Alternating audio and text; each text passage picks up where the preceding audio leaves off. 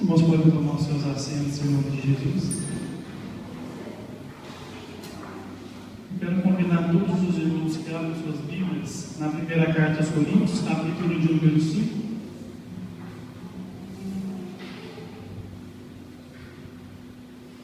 Hoje, permitindo o Senhor, nós vamos passar todo o capítulo de número 5 da carta aos Coríntios.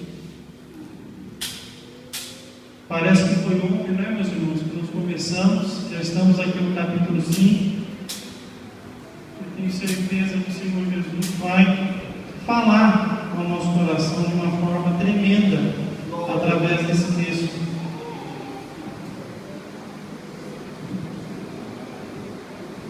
Todos os irmãos compraram?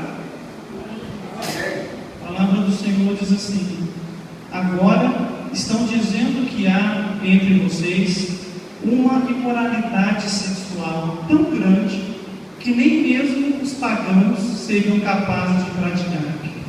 Fiquei sabendo que certo homem está tendo relações com a própria madrasta. Como é que vocês podem estar tão orgulhosos? Pelo contrário, vocês deviam ficar muito tristes e expulsar do meio de vocês quem está fazendo uma coisa dessas. Meus irmãos, a partir agora do capítulo de número 5, o apóstolo Paulo ele vai mudar um pouco o assunto em que ele estava exortando os irmãos nos capítulos anteriores, e ele vai se desconectar do problema da desunião, do problema dos partidos da igreja, e ele vai se concentrar em algo que também estava causando muito escândalo para toda a comunidade de Corinto, algo que estava ferindo o testemunho da igreja, que era o problema da imoralidade sexual. O que nós vemos aqui, meus irmãos, é que Paulo foi noticiado de que havia no meio da igreja um problema de moralidade tão grande que nem sequer os pagãos foram capazes de cometer um erro tão terrível quanto o erro que a igreja estava cometendo ali. E foi dito para nós aqui o que estava acontecendo. Um rapaz, um homem, estava tendo relações sexuais com a própria madrasta. Meus irmãos, isso foi um choque para o apóstolo Paulo, foi um choque para os pagãos que observavam o testemunho da igreja, mas misteriosamente não foi um choque para a própria igreja. A igreja estava num estado de carnalidade e de frieza tão grande, tão ocupada com seus partidos, tão ocupada com seus próprios interesses, tão ocupada com a sua desunião, que ela levou em Maria uma situação que precisava de um tratamento um pouco mais sério. Meus irmãos, a imoralidade sexual é um pecado gravíssimo, é algo terrível, é algo que ofende a Deus, destrói a vida de quem a pratica, e se acontecer dentro da igreja, fere muito o nosso testemunho, o nosso poder de evangelização. No domingo passado, na mensagem que nós meditamos, nós falamos um pouco sobre o problema da imoralidade, e acabou casando que hoje nós vamos cair no texto novamente que trata desse assunto. O que é imoralidade sexual? É todo tipo de prática sexual ou de estímulo sexual que não é de acordo com os valores que são ensinados na Bíblia Sagrada. Nós recebemos na Bíblia moral e os bons costumes de como o sexo pode ser praticado de forma a glorificar o nome do Senhor. Qualquer forma, meus irmãos, de relação sexual que não ocorra dentro do matrimônio, entre um marido e uma mulher devidamente casados, que devidamente constituíram um ambiente familiar, ele é pecaminoso, ele é errado. Em Corinto estava acontecendo isso, um rapaz tendo relações sexuais com a madrasta, algo, irmãos, horroroso, algo terrível. Mas nós temos nos nossos dias desafios com respeito à pureza sexual tão grandes como esse, porque vivemos numa sociedade que é permissiva. A gente acabou de vir aí do carnaval, não é?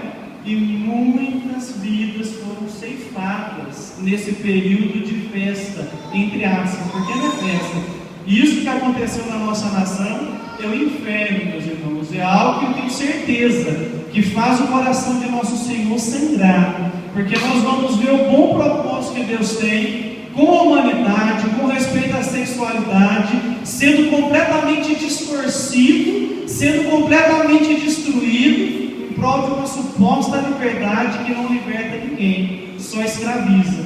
Quais são os problemas que nós, como igreja, podemos enfrentar com respeito à imoralidade sexual? Eu enumerei alguns. O primeiro, meus irmãos, a questão da fornicação. O que será que significa essa palavra fornicação? O irmão sabe? A fornicação é a relação sexual praticada por solteiros. É quando uma pessoa que é solteira, ela pratica um ato sexual, ela não é casada, mas ela já se dá a liberdade de poder usufruir de prazer sexual. Fornicação. A fornicação, meus irmãos, é pecado. Apesar de ser chamado aí fora de um tabu da igreja, a questão de se casar virgem, de se guardar a pureza até o casamento, isso continua sendo doutrina da palavra de Deus. É necessário que aquele que professa ser cristão, aquele que professa servir a Deus, ele venha se guardar de ter relações sexuais antes que chegue no casamento. Até se casar, não é permitido, de forma alguma. E será, meus irmãos, que isso tem sido observado nas igrejas? Quantos casos nós vemos de jovens da igreja que se casam, meus irmãos, porque engravidaram? Então, muitos planos, muitos projetos vão ser abortados ali, porque a gravidez precoce vai impedir, às vezes, de concluir a faculdade, vai impedir, muitas vezes, de poder fazer uma especialização. Muita coisa vai ser interrompida por um prazer que poderia ser retardado um pouco para ser feito no momento certo. Então, a fornicação, ela é pecado e ela deve ser, meus irmãos, de fato, sancionada pela igreja. A igreja do Senhor deve tratar com rigor as pessoas que fazem essas coisas, não pode acontecer. Então, cabe aos pais, nos lares, sentar com os filhos. Eu tenho medo de falar isso com meu filho. É um assunto que para mim é tabu. Só que se você não ensinar ele a verdade, o mundo vai ensinar ele a mentira. Então, é papel do pai cristão sentar com o filho homem e orientá-lo a respeito de ter uma vida sexual sadia dentro dos limites da palavra de Deus. É necessário que a mamãe cristã sente com as suas filhas e oriente aquilo que cabe à moça cristã. Até porque, meus irmãos, na nossa sociedade, a moça sofre mais com a questão da sexualidade do que o homem. Aí fora, o rapaz que, segundo a fala do mundo, ele tem muitas relações sexuais, ele tem muitas parceiras, ele é o sabichão. Ele é, como diz aí fora, pega todas. Só que a menina que faz a mesma coisa, ela vai ganhar ou nome de peixe ou nome de ave. E ela vai ficar marcada e talvez nunca mais ela vai ser vista como uma pessoa que está temendo a Deus, como uma pessoa que serve a Deus. Então nós precisamos, nos nossos lares, trazermos e tratarmos desse assunto com seriedade. Então é necessário que no lar a gente fale menos de algumas coisas que a gente acha que Deus se preocupa tanto e que nem há preocupação em Deus sobre isso, e começar a falar daquilo que os nossos filhos vão levar para a vida.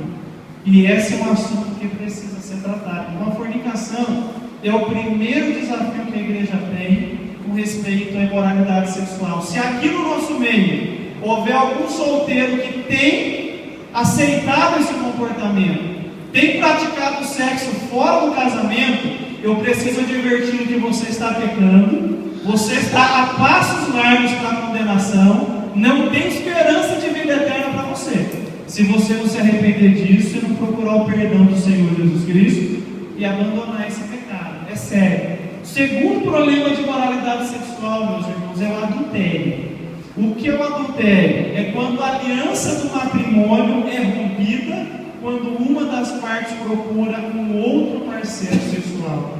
Então, enquanto a fornicação é um pecado praticado por solteiros, o adultério é um pecado sexual praticado por casados. É quando o esposo ou a esposa cedeu ao pecado, cedeu à tentação e procurou prazer sexual em outro parceiro. Irmãos, isso é terrível. Muitas vezes nós não ponderamos as consequências, as duras consequências consequências que esse pecado pode trazer para o lar. Porque não é só pecar contra Deus. A sua alma vai ficar manchada, você vai ficar enfraquecido, para que numa outra tentação você vai cair facilmente. Segunda coisa, a confiança no lar vai ser rompida e dificilmente vai ser restaurada. Pode acontecer o perdão, o esposo pode perdoar, a esposa pode perdoar, mas aquela confiança original nunca mais vai voltar. Sempre vai haver aquela desconfiança. O dia que o marido atrasou 5 minutos, a esposa já está desconfiada, ela está apontando de novo. O dia que a esposa que falhou colocou uma roupa um pouco mais bonita, ela está procurando um outro parceiro que não sou eu. Então isso vai causar um mal terrível. Os filhos ficam completamente desestruturados. Porque esse assunto, irmãos, não fica só entre o casal. Quando isso acontece, a família vai ter acesso a isso. E a moral dos pais nunca mais vai ser a mesma. Quando o pai chegar no filho para corrigir, quem é o senhor para me corrigir? O senhor traiu minha mãe, quem é você, mãe, para me corrigir? Você traiu meu pai. Então veja os males terríveis que isso pode causar. Irmãos, aquilo que eu disse no domingo à noite eu repriso. Esposos que estão aqui, homens que estão aqui, cristãos, o seu olhar é só para sua esposa. Você não pode olhar para nenhuma outra mulher de forma alguma. Ah, mas a minha esposa não se cuida. Conversa com ela para ela se cuidar. Ah, mas a minha esposa, ela nunca está acessível. Abre o seu coração para ela, ela vai estar. É necessário que haja essa conversa. O problema, meus irmãos, é que a nossa natureza carnal é tão terrível que quando nós encontramos uma situação dessa instalada, muitas vezes falta em nós coragem e franqueza de sentar com o companheiro e falar com ele. Nós falamos com todo mundo, contamos o problema para todo mundo, mas o companheiro não fica sabendo. E isso vai acabar trazendo problemas. Isso vai ser brecha, o adversário pode usar essa brecha contra nós. Então, deve ser dessa forma. A esposa cristã não pode ter olhos para outro homem. Mas hoje, meus irmãos, por toda essa sujeira que a sociedade nos oferece, e principalmente porque hoje, infelizmente, muitos de nós acompanhamos essa sujeira que passa na televisão, a gente acaba concebendo que o casamento tem que ser um conto de fadas. Vou dar um exemplo para vocês com novela, irmãos. Antes da conversão eu era noveleiro. E toda novela é igual. A atriz principal começa a novela casada com um homem ou namorando um homem que ela não ama. Aí a pessoa vê aquilo, ela fala, nossa, é minha história, porque eu não amo meu marido. De repente vai aparecer alguém que ela vai ficar apaixonada. Aí ela vai passar metade da novela tentando acabar com o primeiro casamento para poder terminar junto com esse novo que ela conheceu. Olha, é a sociedade dizendo para a gente que a família é algo que pode ser jogado fora. Aí às vezes a irmã está ali sofrendo um casamento, assiste um negócio desse, ela cria uma ilusão de que ela não é feliz no casamento, de que se aparecer o Ricardão e ela se entregar para ele, ela vai ser feliz. E ela não percebe os problemas. Primeiro, casamento não é conto de fadas. Sempre vai ter problemas, sempre vai ter atrito. Tem aqui alguma esposa que nunca teve um atritinho com o marido? Se teve, ou você é uma atriz maravilhosa, ou você casou com um anjo. Ou o marido trabalha fora, você vira uma vez por ano. Porque no relacionamento não há atrito, meu irmão. Sempre vai ter. Sempre alguma coisa. É a toalha que foi esquecida na cama. É o sapato que foi jogado num canto da sala e a meia no outro. É a luz que precisa ser trocada e o marido está caído no sofá, babando, vendo televisão cansado e você está insatisfeita com aquilo. Sempre vai haver alguma coisa. E tem com esse camarada que é o seu marido, e se você arruma outro, vai ter 2 vezes pior. Porque nós somos seres humanos, nós erramos. Então, para mudar a sua vida, você não tem que destruir o seu casamento. Você tem que pedir graça de Deus para ser mais paciente, para ser mais compreensiva, para ser mais amorosa. E o irmão da mesma forma. Aquela moça magrelinha que não é a sua esposa, que já está rechonchudinha, não vai te fazer mais feliz. Ela vai te enganar. Se ela procurar você para o ato sexual, eu garanto para você que no dia seguinte está procurando outro. Porque você também, meu irmão, não é a última bolagem do pacote. É que Satanás sabe, é isso que ele usa para nos perturbar. Então nós precisamos ter prudência nessa área, meus irmãos. E como toda novela termina?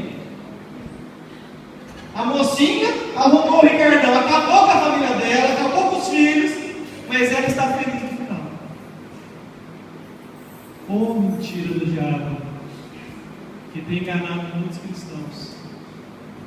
Irmãos, eu não sou radical com televisão, mas eu recomendo para todos vocês, não assistam novela de emissora nenhuma.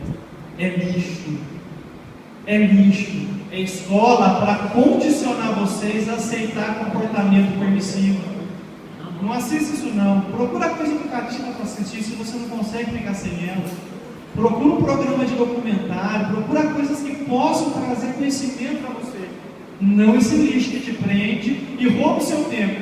Ah, pastor, não tem tempo para ler a Bíblia. Mas começa das 6 às 7, depois pega das 8 às 9 e vai. E vai. E como se não bastasse, vai no vídeo para ver o vale a pena ver de novo depois. Irmãos, como é que a gente vai se apresentar diante de Deus naquele dia dessa forma? Se a gente usou um tempo nosso que poderia ser usado para a glória de Deus, com algo que só vai mexer e revirar os nossos valores. Então nós precisamos ter muita prudência. Mais um desafio, meus irmãos, acerca da imoralidade sexual é a questão dos novos comportamentos sexuais que a sociedade tem trazido. Então, por exemplo, meus irmãos, hoje nós convivemos com cenas que nós não veríamos alguns anos atrás. Eu estava com a minha esposa no shopping alguns dias atrás e com a minha filha. Minha filha tem 2 anos de idade. Nós estávamos numa cafeteria e eu precisei tirar minha filha de lá, porque 2 adolescentes de no máximo 14 anos, 2 meninos, começaram a se beijar de uma forma que eu acho que nem eu beijo minha esposa. Aquilo me deu nojo. E nós temos que conviver com essas coisas hoje. Irmãos, a questão de problemas, de desvios de sexualidade, não é só lá de fora não, viu, irmãos? Na igreja também existe. Só que às vezes a pessoa com medo da censura, ela não abre o coração. Ela tem aquele problema, ela enfrenta aquele desafio, mas ela não fala o que está acontecendo. Eu tenho um conselho para dar, eu falo hoje de púlpito, está dado o conselho. Se você tem enfrentado problemas com a sua orientação sexual, eu quero ser o seu amigo para te ajudar e não para censurar você. Eu estendo a minha mão para você para te ajudar, para tentar te orientar. Você não precisa ter medo, mas você não pode guardar isso dentro de você. Existe um Salvador que é poderoso para te ajudar nessa situação que você está. Então, se a moça tem algum problema nessa área, ou se o rapaz tem algum problema, me procura. Vou ser seu amigo, vou te ajudar. Vou cuidar de você de forma sigilosa. Ninguém vai ficar sabendo a sua luta. Mas eu nunca aceito que você tenha dessa forma. Eu quero ajudar você. Mas isso, irmãos, está aí fora acontecendo. Então, se a gente não tomar cuidado, a gente pode enfrentar isso até dentro da família. Um conselho para os pais. É mais comum incidência de homossexualidade masculina no lar quando o pai é ausente. Quando o pai não está junto com o filho, quando o pai não conversa com o filho, quando o pai não tem tempo com o menino perde o seu referencial de masculinidade. Ele passa mais tempo com a mãe, então ele observa o comportamento da mãe, ele assume esse comportamento para si. Então, pai cristão, você tem um menino homem em casa, você vai ficar com ele. Pega ele para jogar bola, meu irmão, vai para a rua com ele. Vai soltar pipa com ele. Ai, pastor, jogar bola é pecado. Mas ficar sentado no sofá e não dar atenção para o filho não é pecado, né, irmão? Pega ele e vai brincar com ele. Ensina ele a ser homem. É seu papel fazer isso. Pelo menos uma vez por dia, destina 30 minutos do seu dia para pegar o seu menino e afastar ele da mãe. Vai andar na rua com ele. Vai conversar com ele. Vai mostrar para ele como é que é a vida. É necessário que isso aconteça, para ele poder diferenciar o que é ser mulher e o que é ser homem. A minha esposa sabe disso. Numa das igrejas que nós passamos, nós enfrentamos uma situação de um pai que tinha filhos, e por conta de um dos filhos que ele dedicou mais atenção, o outro filho começou a sentir a ausência dele, e começou a demonstrar sinais de que ele estava se desorientando. Como esse pai dava muita atenção para a filha, o menino começou a se comportar como a irmã para ter atenção do pai. E aí não conseguia, porque não é assim que funciona, e aí o pai passou a censurá-lo, porque o comportamento dele começou a ficar afeminado. O que acabou acontecendo, meus irmãos, no caso desse menino está quase irreversível.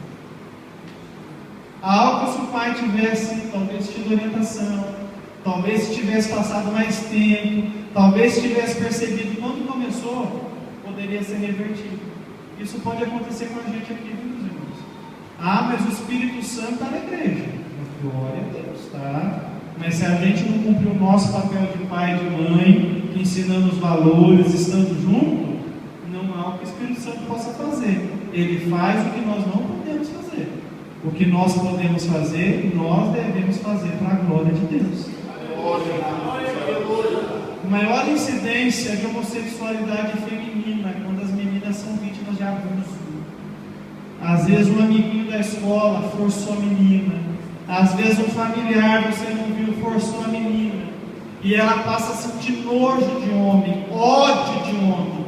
Então ela já não consegue olhar para um homem e ter atração por ele, por conta do trauma. O que vai acabar acontecendo? Ela vai arrumar uma amiguinha leal e ela vai começar a ter desejo pela amiguinha. Então a mamãe deve perguntar para a filha todo dia: filha, como é que foi a aula? Aconteceu alguma coisa? Alguém te forçou? Alguém falou alguma coisa torta para você? Aconteceu algo? E muitas vezes a menina tem medo de abrir o coração. Então você deve desconstruir o medo dela. Se alguém falou para você que se você contar algo vai acontecer, mentira.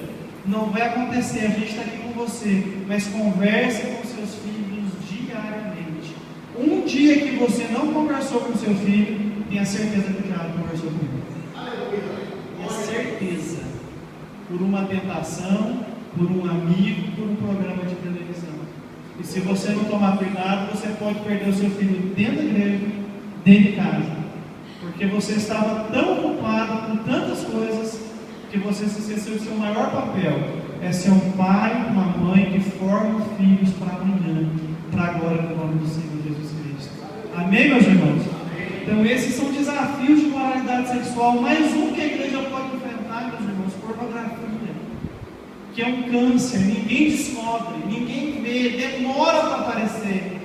Quando a gente se dá conta, a pessoa já está fundada há muito tempo e é mais difícil para voltar. Então, uma dica que eu quero dar para os pais aqui: quando chegar em casa, verifique o que o seu filho fez na internet. Lá no Chrome tem um botãozinho no cantinho, você clica nele, está lá histórico. Clica nele, você vai ver todos os sites que seu filho navegou e quanto tempo passou em cada um deles. Celular, eu autorizo os pais a pegar o celular dos filhos e ver o que eles estão fazendo. E se o filho não deixar, me avise, que daí eu vou pegar o celular também. Porque tem um programinha chamado WhatsApp que todo mundo tem aí, que nesse programa há milhares de grupos de troca de imagem pornográfica. E você bem não sabe disso. E eu estou falando um assunto para homem e para mulher. Já faz muito tempo que mulher também consome pornografia. E se a gente não tomar cuidado, esse aparelhinho que você pagou em 24 parcelas para o seu filho, é o que o diabo vai usar para destruir a vida dele. Então olha o que seu filho tem feito no celular, no tablet, na internet. Verifique onde seu filho está indo, com quem ele conversa na escola. Você tem que fazer tudo isso. Quando o pai policia o filho, a chance dele se desvirtuar é menor. Amém, meus irmãos? Se seu filho está aí, dá uma olhadinha para ele e fala assim para ele: não vou sair da sua cola a partir de hoje. Não vou sair da sua cola. Porque a imoralidade sexual traz traumas, causa feridas, pode gerar transtornos que talvez toda uma vida não seja capaz de reparar. Pastor, estou me sentindo muito censurado por essa mensagem. Essa é a igreja de Jesus Cristo. A verdade tem que ser pregada. Mas eu não quero quero que você pense, caso você esteja nessa situação, que esse lugar aqui não é uma casa de misericórdia para te ajudar e para te sustentar. Se você caiu nesse laço, eu quero ser o seu amigo para te ajudar. Procure a mim, procure a minha esposa e nós vamos te ajudar. Porque, meus irmãos, muitas vezes, quando a imoralidade sexual está na igreja, sem a gente perceber, a igreja esfria. A gente vê o povo carrancudo de braço cruzado, olhando para o teto, coçando o nariz, olhando para o relógio, e a gente fala: o que está acontecendo? Por que isso está acontecendo? Cadê o povo que era para estar dando glória a Deus? Mas está o pecado ali dentro. E às vezes faltou um pouco mais de visão de um líder, de um irmão, de tentar trazer a verdade das Escrituras para que essa ferida que está lá dentro, ela suba, saia da superfície para a gente poder ver e então tratar e curar, porque aqui é local de cura para a glória do nome de Jesus Cristo. E mais do que uma cura física, nós precisamos de cura para a nossa alma, abandonar o pecado e viver para a glória de Deus. É melhor termos doença na vida e sermos santos do que estarmos curados de enfermidades com o coração sujo, que não ama Deus, que sai namorado com o pecado. Então nós precisamos abandonar o pecado. Diga para o seu irmão que está do seu lado: a igreja tem a missão de abandonar o pecado. Diga isso para ele. Paulo ficou perplexo que esses irmãos levaram um banho-maria essa situação, não fizeram nada. O rapaz estava pecando, vamos deixar ele pecar, deixa ele com Deus. Não é assim. Quando há um problema de pecado que está público na igreja, é dever dos ministros. Eu, na condição de pastor, Afonso Aguinaldo, presbíteros da igreja, que preside a igreja local comigo, que toma atitude. A gente tem que chegar, o pecado tem que ser confrontado e a pessoa tem que assumir um compromisso conosco de que vai abandonar o pecado. Caso contrário, a gente vai ver o que o texto manda fazer aqui na frente. Verso 3. Louvado seja o nome de Jesus. Quanto a mim, ainda que não esteja presente aí pessoalmente, estou com vocês em espírito. E agindo como se eu estivesse aí, eu já julguei, pela autoridade do nosso Senhor Jesus, o homem que está fazendo essa coisa horrível. Quando vocês se reunirem, estarei com vocês em espírito. Então, pelo poder do nosso Senhor Jesus Cristo, que está presente conosco, entreguem esse homem a Satanás, para que o seu corpo seja destruído, mas o seu espírito seja salvo no dia do Senhor. Meus irmãos, essa é uma das advertências mais sérias, não só da carta aos Coríntios, mas de toda a Bíblia Sagrada. Paulo não estava presente para poder ele próprio emitir um juízo para esse irmão faltoso, para esse irmão que estava pecando. Então ele, na condição de fundador da igreja, o pai espiritual dos crentes, ele outorga autoridade para que os irmãos se reunissem como uma assembleia e então entregassem para aquele irmão faltoso a sentença. E qual era a sentença? Que ele fosse entregue a Satanás. Expressão forte, né, meus irmãos? Imagina se eu chegar em alguém aqui faltoso e falar: vou entregar você para Satanás. É capaz de ligar para o pastor Paulo: o pastor Sérgio está fazendo loucura aqui. Mas está na Bíblia. Mas a gente tem que entender. Eu não vou sair entregando ninguém aqui para Satanás, viu, irmãos? Mas vamos entender o que significa isso. Qual era a situação?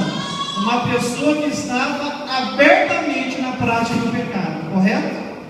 Qual era a sentença? Que ele fosse entregue para Satanás. Para quê? Para que o seu corpo fosse destruído, mas o seu espírito fosse salvo. O que significa essa expressão? Todas as tradições cristãs, seja a nossa pentecostal, a reformada, todas elas têm entendido que isso aqui se refere à disciplina eclesiástica. Quando é necessário que um membro seja privado da comunhão, privado da ceia, privado dos privilégios, para ele então, o que seria ser entregue a Satanás? Já que ele não se arrepende, ele não faz parte mais do corpo de Cristo. E não estando no corpo de Cristo, ele está na esfera onde Satanás pode trabalhar. A Bíblia diz que as portas do inferno não prevalecem contra a igreja do Senhor. E se alguém perde o direito pelo pecado não abandonado de ser igreja do Senhor, Satanás sem liberdade para poder trabalhar na vida dele novamente. Paulo acreditava que esse irmão fora da comunhão, caindo nas mãos do diabo novamente porque não se arrependia, o sofrimento dele poderia trazer o arrependimento novamente, para que então o final do verso se cumprisse, o seu espírito fosse salvo.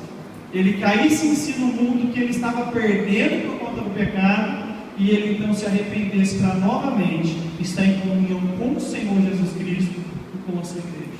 É por isso, meus irmãos, que quando acontece algum tipo de delito mais grave na comunidade cristã, nós temos esse procedimento que a gente brinca, né? A gente chama de banco, né? Hoje, por exemplo, dei banco para todo mundo lá na chácara, né? O William me derrubou lá na luta de cotonete, 3 meses de banco para ele. Lá nós brincamos, né? Mas essa é a disciplina eclesiástica. É quando o membro comete um pecado grave, que é necessário uma ação mais rígida, então nós afastamos ele da comunhão da igreja para que ele caia em si do erro que ele cometeu. É uma decisão amorosa, porque manter o membro em pecado na comunhão, eu estou prejudicando ele, porque eu estou dizendo para ele que Deus aceita o pecado dele. E eu estou comprometendo toda a justiça na igreja, porque os irmãos vão ver que eu fui responsável com o pecado dele e vão se sentir encorajados a pecar também. É por isso, meus irmãos, que quando alguém comete um delito, nós precisamos tratar isso com um pouco mais de rigor. Graças a Deus, em 5 meses, eu não afastei ninguém da comunhão aqui ainda. Louvado seja o nome de Jesus. Mas nas igrejas por onde eu passei, várias pessoas. Porque conforme a palavra nos vai sendo pregada e o pecado vai sendo confrontado, aquilo que está escondido, que a pessoa não conta, o Espírito Santo não deixa de esconder mais. Então ele vai procurar ajuda. E daí vai ser necessário esse procedimento, mas ele vai ser sarado para a glória do nome do Senhor. O propósito da disciplina não é envergonhar ninguém, mas é confrontar o pecado e convidar a pessoa a uma nova consagração na presença do Senhor Jesus Cristo. Amém, meus irmãos? Então é isso aqui, verso 6. Não está certo que vocês estejam orgulhosos. Vocês conhecem aquele ditado: um pouco de fermento fermenta toda a massa.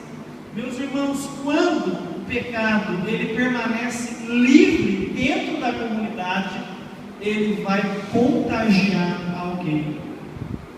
Tanto o pecado quanto a santificação são contagiantes. Se você tem na comunidade pessoas santas, pessoas de oração, pessoas de vida consagrada, o exemplo delas vai te inspirar a ser como elas. Você vai olhar, esse cristão tem algo que eu procuro para a minha vida. Ele é humilde, ele conhece as escrituras, ele ora, ele é amoroso, isso contagia. Você se sente encorajado. Mas quando existe um pecado deflagrado na igreja e ninguém cuida daquilo, também é contagiante. Ah, meu irmão está pecando, o pastor não fez nada? Então liberou geral, vamos pecar também. E aí quando você vê, você tem várias pessoas cometendo o mesmo pecado. E daí o pastor ele precisa ou assumir o seu papel de ser o pastor, de ser o anjo da igreja, de tratar a questão com rigor, com severidade, para evitar que incêndio aumente, ou ele pode aceitar a frouxidão dele, deixar a coisa como está para ver como é que fica, mas com certeza Deus que é o dono da obra vai tratar com ele. Então nós precisamos ter muita seriedade. Nós fomos resgatados do pecado para não mais pecar. Nós precisamos abandonar o pecado e tirá-lo da nossa vida. Amém, meus irmãos? Então não podemos deixar o fermento. Verso 7. Joguem fora o velho fermento do pecado, para ficarem completamente puros.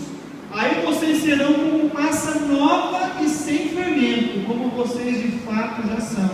Porque a nossa festa da Páscoa está pronta agora. E Cristo, o nosso Cordeiro da Páscoa, já foi oferecido em sacrifício. Meus irmãos, o apóstolo Paulo vai pegar aqui a Páscoa judaica e ele vai então trazer uma figura que serve para nós cristãos.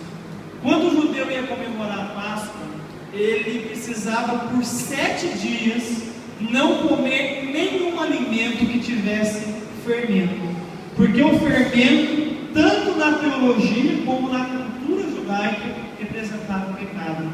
Então era necessário que, demonstrando o desejo deles de se afastar do pecado, eles não poderiam comer nenhum alimento que tivesse fermento por 7 dias, para então, ao término desse período, eles sacrificarem o cordeiro e fazerem o que eles chamam de refeição pascal, o dia que eles comemoravam a sua libertação da escravidão do Egito.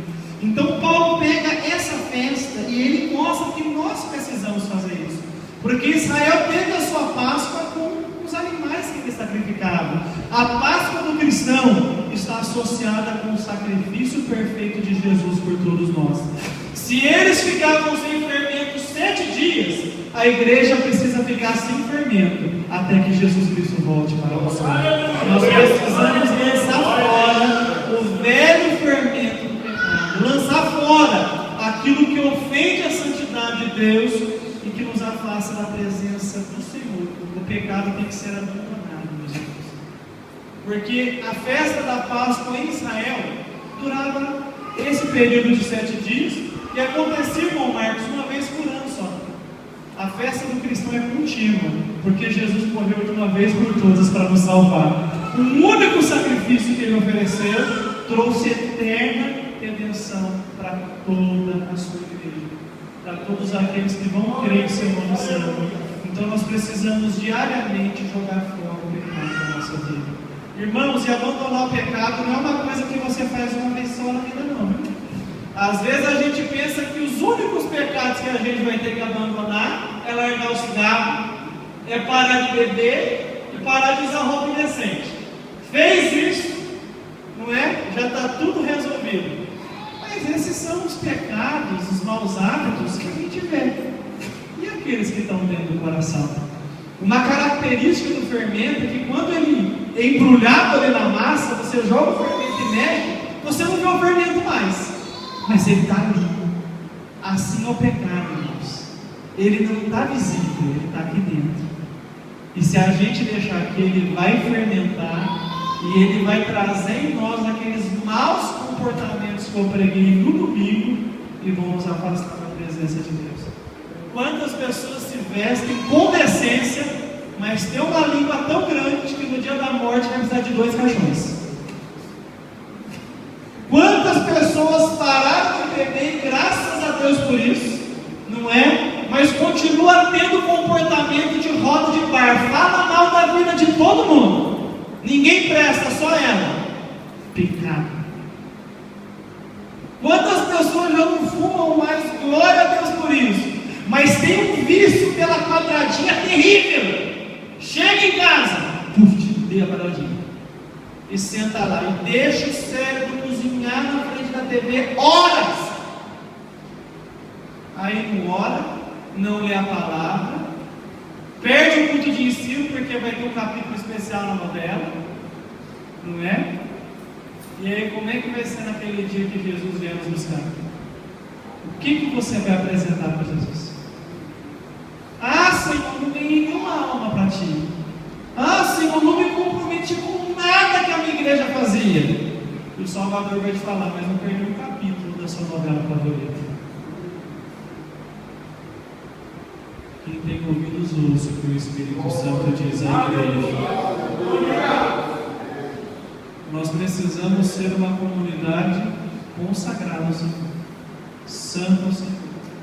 E a melhor maneira de nós demonstrarmos isso, meus irmãos, é como nós nos comprometemos com Deus, com o seu reino e com a sua igreja.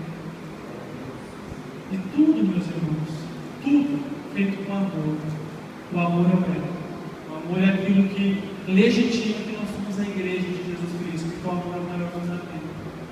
Se nós fizermos todas essas coisas, contudo não tivermos amor, segundo 1 Coríntios 13, que nós ainda vamos estudar esse ano, permitindo o Senhor, nada vai valer. Porque o amor tem que ser a força que nos motiva a vivermos uma vida consagrada para a glória de Deus e para o benefício do nosso próximo. Amém, meus irmãos? Então fala para o seu irmão, santidade e amor, essa é a marca da igreja. Diga para ele. Essa é a marca da igreja. É isso que nós precisamos fazer. Verso 8. Então, vamos comemorar a nossa Páscoa, não com o pão que leva fermento, o fermento velho do pecado e da imoralidade, mas com o pão sem fermento, o pão da pureza e e o pão da verdade. Irmãos, a nossa Páscoa é todo dia. Você vai no mercado, já está cheio de ovo já. Não é? Se alguém quiser me dar de presente, eu aceito, porque eu amo chocolate.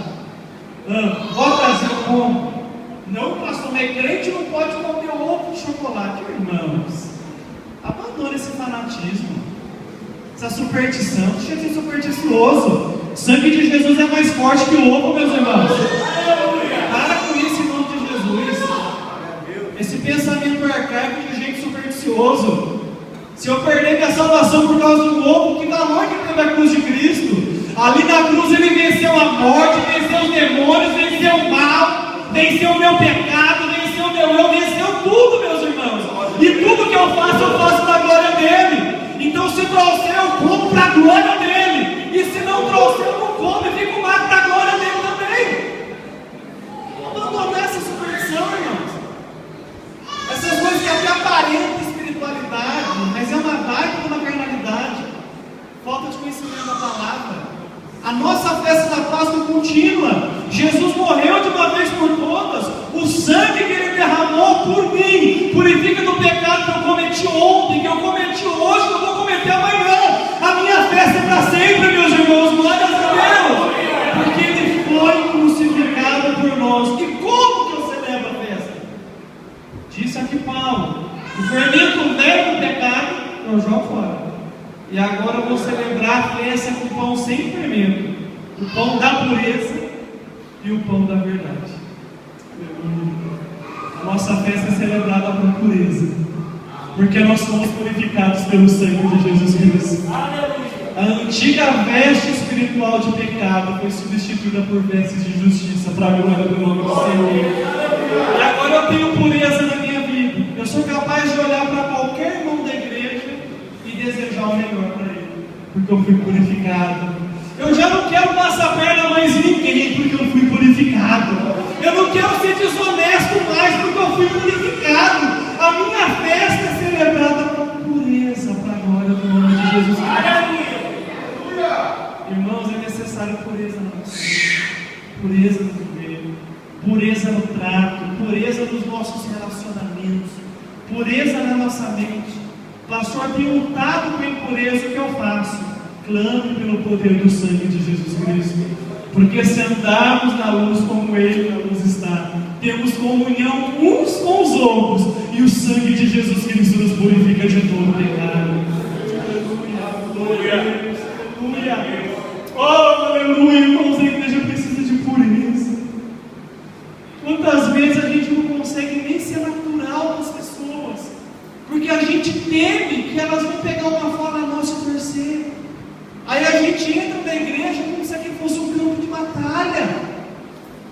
A gente pega aquele versículo lá de Salomão que ele pede para que Deus o ensinasse a entrar e sair no meio do povo. E a gente pensa com isso que o povo é ruim, que a gente tem que ter muito medo dele. Não, meus irmãos. Aqui tem que ser um lugar de pureza. Eu tenho que te amar, você tem que me amar também. Você não tem que torcer nada que eu fale e nem torcer o que o seu irmão disse, porque não estamos disputando nada aqui dentro. Aqui dentro, se eu cair, você me ajuda, porque quando você cair, eu vou te ajudar.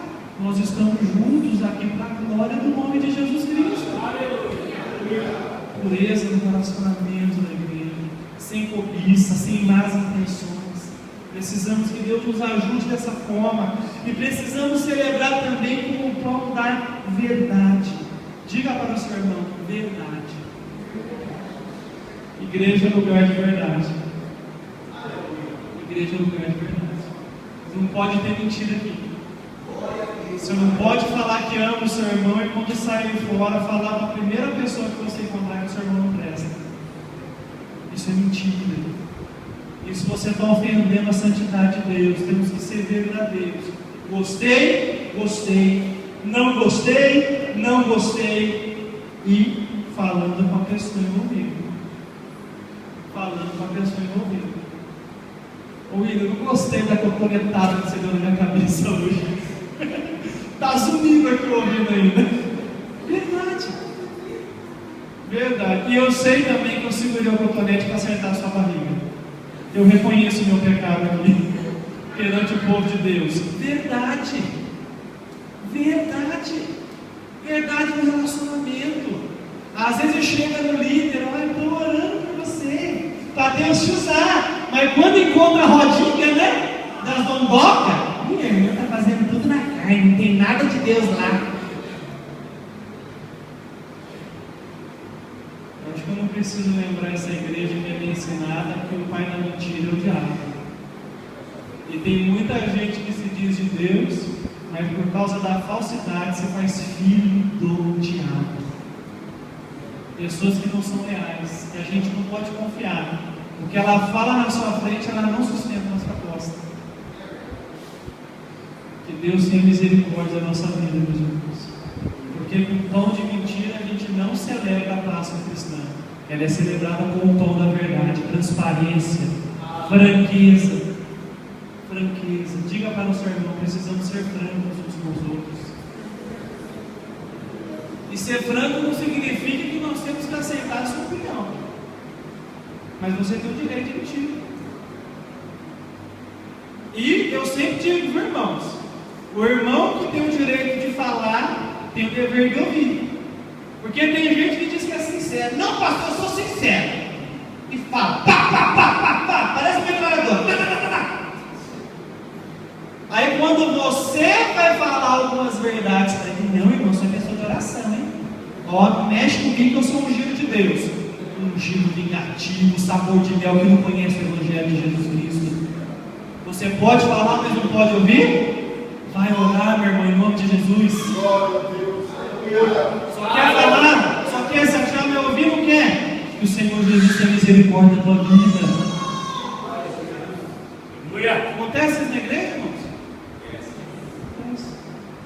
Acontece. O que tem de gente sincera, meus irmãos, que até mudou o procedimento, quem foi sincero comigo um dia, aí ouviu. Que eu gosto de falar também, meus irmãos. Chegou e falou um monte. Mas senta aqui agora, queridinho. Vamos ouvir um pouquinho agora para mim. Tem que ser assim. Porque senão a gente não aprende, meus irmãos. Nenhum de nós aqui está aqui para acertar sempre. Mas nós precisamos ter humildade para quando errarmos ou estivermos enganados, aceitarmos a correção daqueles que Deus tem colocado para nos liderar. Amém, meus irmãos? Isso é ser igreja também. Amém? Continuando, meus irmãos. Verso 9. Meu Deus, o tempo passou. Na outra carta que escrevi a vocês, eu recomendei que vocês não tivessem nada a ver com gente imoral. Eu não quis dizer que nesse mundo vocês devem ficar separados dos pagãos que são imorais, avarentos, ladrões ou que adoram ídolos. Pois para evitar essas pessoas, vocês teriam que sair desse mundo. O que eu digo é que vocês não devem ter nada a ver com ninguém que se diz irmão na fé, mas é imoral, ou avarento, ou que adora ídolos, ou é bêbado, ou difamador, ou ladrão. Com gente assim, vocês não devem nem comer uma refeição. Meus irmãos, dentro do tema separação espiritual, nós precisamos entender o que significa separação e o que não significa separação, o que é santificação e o que não é santificação. A tradição pentecostal tem um pensamento que nós precisamos rever, que ser santo é não se relacionar com o pecador. Então eu aceitei Jesus, o William é meu vizinho, ele não aceitou Jesus ainda. Então a partir de hoje eu paro de conversar com ele. É pecador, vai para o inferno, é filho do diabo, segundo a Bíblia é depravado, então eu não posso ser nada com ele mais. A gente tem esse pensamento. Aí a gente forma os nossos grupinhos na igreja, vamos todos para o céu e deixa tudo para o inferno. Não é isso que a Bíblia ensina. Até porque, meus irmãos, para sermos sal, nós precisamos salgar. E o sal dentro do saleiro não salga nada. Joga o saleiro na salada e come alface. Salgou? Não. Está dentro do saleiro. O sal tem que sair do saleiro para salgar. Da mesma forma, a igreja precisa se relacionar com o mundo, mantendo as amizades que nós tínhamos antes, no devido limite da nossa capacidade, sem influenciado por elas ou não, para com o testemunho que nós vamos passar a dar, a gente atrair a ação do Senhor Jesus Cristo. Paulo deixa isso muito claro. Com essas pessoas que são de fora, se for possível, manter uma amizade com ela sem ser influenciado, sem que ela te leve para um mau caminho, você pode manter, dentro do limite, mas temos que ter sabedoria. Por exemplo, eu tenho um problema de alcoolismo, todos os meus amigos são pinguços, eu não vou andar com eles, porque eu sei que eles vão despertar o vício de mim de novo. Agora, pelo contrário, eu tenho amizades que não vão despertar em mim nenhum desejo pela velha vida que eu tinha. Um amigo do trabalho, às vezes um amigo da escola, que apesar de não ser cristão, tem valores, foi criado em uma família boa, não vai me esticar para o mau caminho. Eu não apenas posso, mas devo ter um relacionamento de amizade com essa pessoa, para que através da minha amizade ela possa conhecer o Senhor Jesus Cristo. Então o caminho ensina aqui. Se Deus não quisesse que a gente se relacionasse com quem é do mundo, nenhum de nós estaria aqui. Aceitava Jesus, caia morto e já morava no céu já. Mas não é isso que acontece, porque você é sal da terra. Aonde você passa, você tem que deixar as pessoas com sede de Deus. Amém, meus irmãos? Mas a gente tem que ter cuidado com o segundo grupo aqui. Paulo não é tão tolerante com o segundo grupo aqui no texto, que são aqueles que se dizem irmãos, se dizem da fé, mas não se comportam como tal. Então tem alguém na igreja, irmãos, aqui na igreja, aqui dentro, que você sabe que é difamador, fala mal de todo mundo, ninguém presta para ele. A Bíblia manda você nem uma refeição comer com essa pessoa. É fofoqueiro? É difamador? Ela no canto dela, eu no meu canto. Eu não posso ter parte com ela porque ela vai me contaminar. Está na igreja, mas é avarento. Pastor pede uma ajuda, às vezes fazer um negócio, mas nem um centavinho traz. Tem escorpião no bolso. Como diz o carioca, né? É mão de vaca, a mão vai até cima atrás aqui, ó. Gente avarenta, nem conviva com ela. A avareza dela vai pegar você.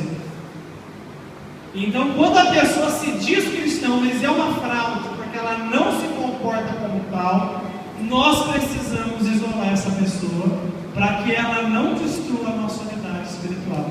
Pastor, mas isso não é ser desumano? Não. Desumano é deixar a pessoa falar mal de todo mundo, estragar a amizade na igreja, estragar os relacionamentos, comprometer o nosso testemunho cristão, porque se apronta da igreja, imagina o cara fora. Então nós temos que ter, porque a pessoa percebendo que ela foi deixada de lado pelo mau procedimento, ela vai refletir e para fazer parte novamente da comunhão, ela vai tentar melhorar. Então é necessário que a gente faça isso. É que nem a minha menina é manhosa. Então quando ela está aprontando muito com a gente, às vezes ela fica chorando, aquele chorinho de mãe. Alice, vamos para a igreja. Pai. Eu falo assim, termina de se aprontar e vamos embora. A gente põe a roupa, apaga as luzes e vai e deixa ela para trás. De repente a menina vem no pinote. Pai, eu vou, e vem correndo que até cai no chão. A gente tem que fazer isso com os crentes. Deixa eles para trás. Vamos deixar o sonhador para trás. Não vamos deixar de servir a Deus porque tem caluniador da igreja, tem dó, tem avarento. Vamos fazer a nossa parte para a glória do nome de Jesus. Não quer estar na caravana que vai para o céu? Eu não vou parar a caravana por ninguém. A pessoa que se conserte nos acompanhe para a glória do nome de Jesus. Com os de fora eu vou me esforçar, porque eles não sabem. Agora com gente de dentro, que dá um testemunho, a gente precisa ter um pouco mais de rigor para não deixar esse povo manhoso, trabalhoso, acabar com os projetos, acabar com os planos, acabar com a unidade e ainda comprometer o plano que Deus tem para a gente aqui. Então, com gente assim, segundo a palavra, nenhuma refeição você pode fazer. Deixa a pessoa de lado em nome de Jesus. Amém, meus irmãos? Terminando aqui, verso 12 e verso 13. Afinal de contas, eu não tenho o direito de julgar os que não são cristãos. Deus os julgará. Mas será que vocês não devem julgar os seus irmãos na fé? Como dizem as Escrituras Sagradas, expulsem do meio de vocês este homem imoral. Esse versículo termina, meus irmãos, dizendo que a igreja tem de Deus a autoridade para trazer juízo àquele que está sendo faltoso. Esse não é o juízo condenatório que Jesus proibiu: não julgueis, para que não sejam julgados. Não é aquele juiz que eu olho para o Irã e falo: olha, não deve ser, não. Mas não vale nada dizer, não, esse é pecaminoso, você não tem direito de fazer esse julgamento. Isso ofende a santidade de Deus, porque só Ele é juiz, só Ele pode. Agora, vocês observaram em mim um pecado deflagrado, público, eu falhei. Vocês não têm apenas o direito, mas têm o dever de se reunirem, apontarem a minha falha e me instigarem a abandonar esse pecado e voltar a viver com os valores que nós temos na palavra de Deus. Esse juízo podemos fazer, devemos fazer, e tenho a certeza que, havendo necessidade, faremos, para que nada venha atrapalhar a obra que Deus tem feito no nosso meio, para a glória do nome de Jesus Cristo. Amém, meus irmãos? Fique de pé em nome de Jesus.